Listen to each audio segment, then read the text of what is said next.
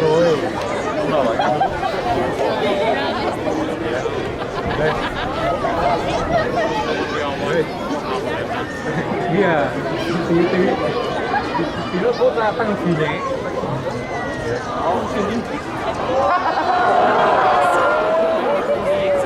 Chụp rồi.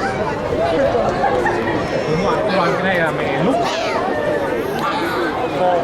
Còn mẹ cái này là lúc. Sao nó quá chiều ấy ạ?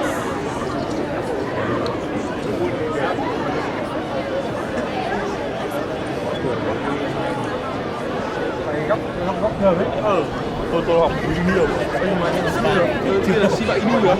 Si bậy nu được. Rồi thành gì đây? Ý là thành trong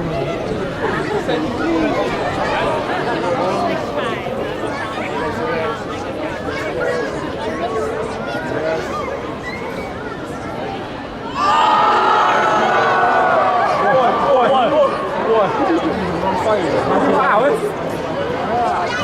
trong ma cốt được mà có đảo được ta đây phải đi tâm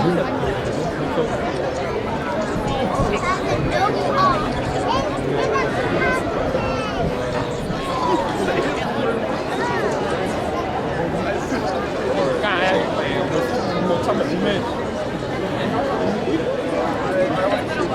Sao mà không cho đây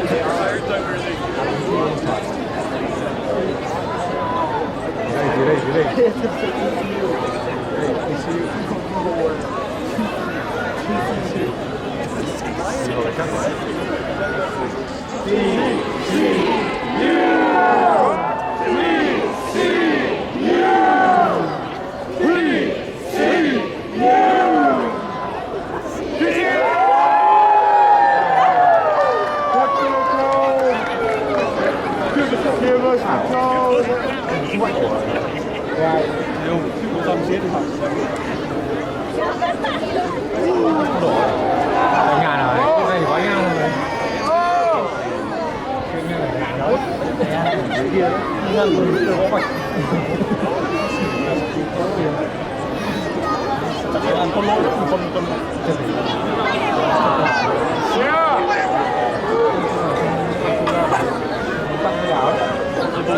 program được cái gì?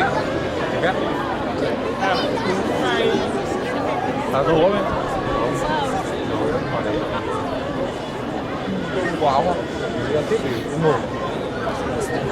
Ngứa quá. Bốp xe. Hello.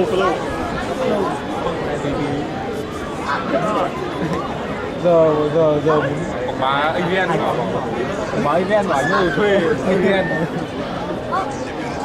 Cái này chắc là từ lúc trước khoảng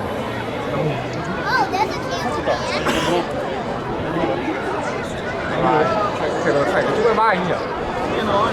Thế rồi.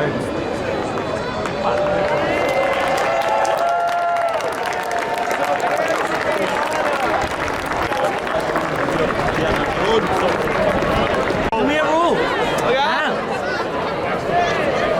Here, bro. Đây nhanh.